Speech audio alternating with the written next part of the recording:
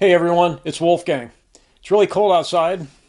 Let's buy an apartment building the right way. We found an apartment property advertised as accepting offers. It's an 8-unit building. 8-unit property is more than one building. All the units are 2-bedroom, 1-bath units, 1,200 square feet each. It was built in 1978. It was updated most recently in 2015. So it's not freshly updated, but it was a 1978 build and fairly recent updating, not that long ago. So this is a Class C apartment property. So a Class A property is something that was just very recently built, has lots of amenities. A Class B property is a little bit older, maybe a fewer amenities, but still has some amenities. And a Class C property, something built in the 70s that's in good condition. This is a Class C property, not too many amenities. The parking is excellent. There's assigned covered parking for all tenants. So in this particular area, Class C rents, we found a range. We looked it up online for that zip code. The range for Class C properties was from $850 on the low side to $1,600 on the high side. The average between this range is $1,225. So, by the way, $850 a month, that's the low end of the range. That's probably something that has not been updated and may not be maintained very well. And so they have to keep the rents low to keep it rented. The $1,600 on the high side means a Class C property that's in really good condition. It could be something like this. It's pretty recently remodeled and is well operated and being taken care of. So the range was $850 to $1,600. We're going to be conservative because the rents were not advertised in the ad. We're going to assume just above the average. We're going to assume $1,250. We'd have to talk with the broker and get and nail down what the actual rents are for the 2-bedroom, 1-bath units. So there are 8 units total, $1,250 a month for each unit times 12 months. This is the gross annual rent, $120,000. And we're going to figure out what the property is worth based on that number. We're going to have to adjust it, though. You have to keep in mind that you can't keep all units rented all the time, all year. You just can't. Generally, you will allow for a 10% vacancy. So we're going to take 10% off of this. We're going to have to multiply that gross rent, annual rent, by 90%. That's a reasonable assumption. And the other thing is we're going to assume a 35% of expenses. I wrote 30%. I meant to write 35% there. So we're going to multiply by 0.65. So we're going to multiply the annual gross rent of $120,000 by 90% of that because it's only going to be rented 90% of the time. And we keep 65% of the rents because we spend 35% on expenses. The net operating income is $70,200 annually. That's after we've allowed for a 10% vacancy factor and 35% expenses. $70,200 is the net operating income.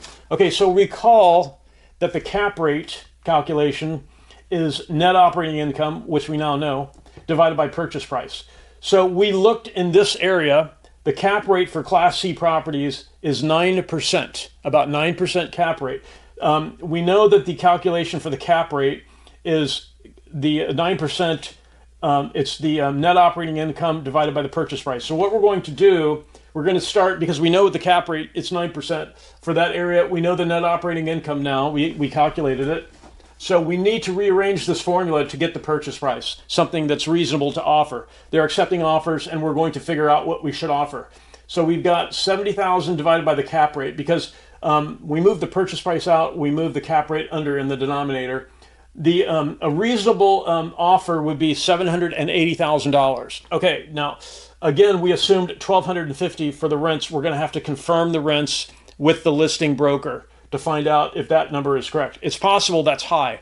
If the owner had not raised rents, some owners, if they've owned a property a long time, they don't raise rents. So we're going to have to confirm that with the listing broker. But let's just assume for now $780,000 is a reasonable offering price. So they're accepting offers. Conceivably, that could be our offer, $780,000. But the problem is we haven't done inspections yet. And one of the benefits of learning this stuff from somebody who's done this before, I bought a lot of rental properties, is you learn some insider things you probably wouldn't get elsewhere. As an example, when we do the inspections to check the condition of the property, we're going to only work with licensed contractors to do the inspection. Some buyers will hire an inspection company that will go through the whole property and give them a report.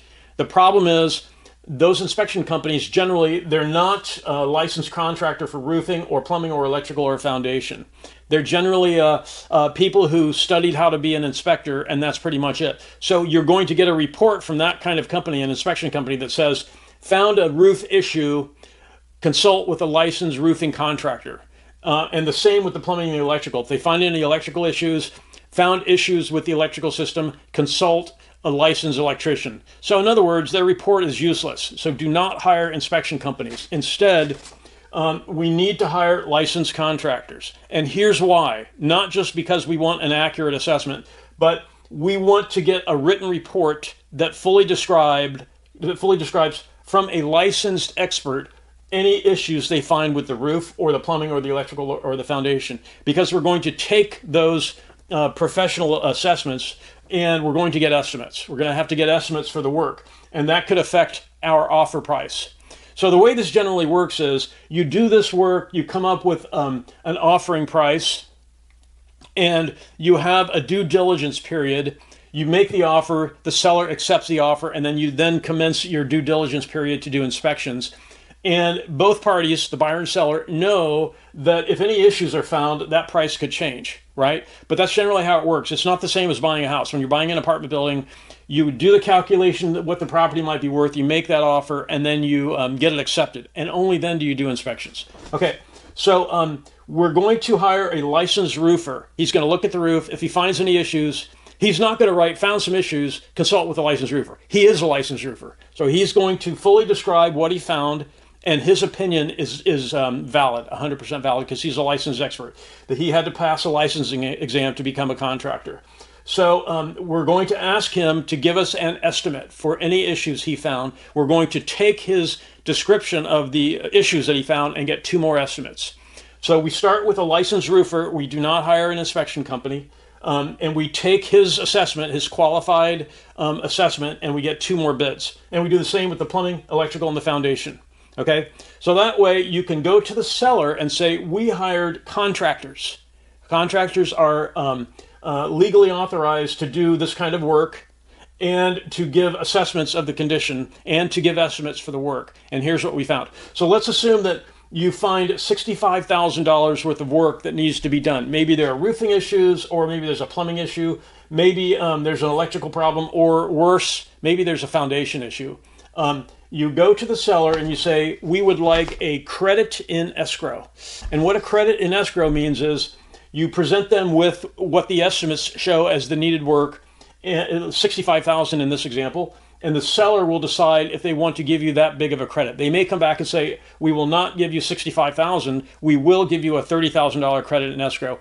And you have to ask yourself some questions. Am I looking at any other properties that I know are in better conditions and that I will not have to negotiate this credit problem, this credit and escrow problem with the seller? Because if the seller's inflexible with this, it's not just you who's going to present this problem to them. Any other buyer is going to do their due diligence and find the same issues you did.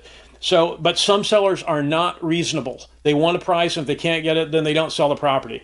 So you have to make a decision. If you found $65,000 worth of work and the seller is inflexible, you may have to walk. You could also say, okay, I'm going to hold this property for 10 years. That's our minimum holding period. Before we buy any property, we look at the neighborhood, we project out 10 years and ask ourselves, are we going to be able to hold this property that long? If we can't, then we don't buy it. So you might say, I'm going to hold this property for at least a decade. So giving in a little bit on the repairs that need to be done, it might be worth it because it's in a good area, or you like the property, and there's nothing else we found that's even close, as an example. And there's one other issue to check in the inspections. You ask the seller for their insurance policy. You contact that insurance company and you ask them if they will write a new policy for that same property for a new owner. If they say no, then you have to go out into the marketplace and find another insurance policy before you close, before you do the purchase. Because number one, you won't get a loan. And even if you pay for the building in cash, if you can't get it insured, you've got too much risk there. So you want to check their insurance provider to see if they will rewrite the same policy for a new owner for you. So that kind of covers the bases you want to check. The bottom line is you do not want to hire an inspection company. They're pretty worthless. They will just say consult with a licensed contractor. Forget it. I'm going to have a licensed contractor do the inspection because I can take their report to other contractors and get 2 more estimates, and I will have ammunition to negotiate with the seller to lower the price, to give me a credit in escrow.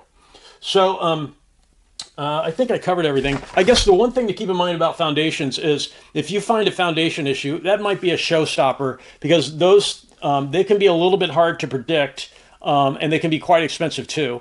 So you really want to think hard if you find foundation issues. It can be quite a bit. And, maybe the seller knows already and they're willing to be flexible, but still, do you want to take on that level of work? I've done that. I've had entire structures lifted off an old foundation, hydraulically lifted off an old foundation, which was then demolished and a new foundation was installed and the structure was set back down on the new foundation. But that was a lot of risk. And so you have to decide if you find a foundation issue, whether it's worth it. So basically, this is a cool property because it's only 8 units. And you can get into this maybe for 160 grand down with a co-investor, or maybe you have that kind of money yourself. If you're already a landlord with other properties like condos or single family homes, you may have enough to do this on your own. And you can also ask the seller to carry back a portion of the purchase price. You might say, I'm going to put down $78,000, 10% down, if you will hold a first loan for 5 years until I can get any issues worked out, or until I can collect enough rent to pay for the balance. I've done that too. I bought properties where the seller carried back a portion of the purchase price. So that's an option too. It's a negotiation. If you have any questions about this, I have a lot of experience buying properties in a pretty broad range of conditions. And I will try to answer any questions. But I want to thank everyone for watching and have a great day.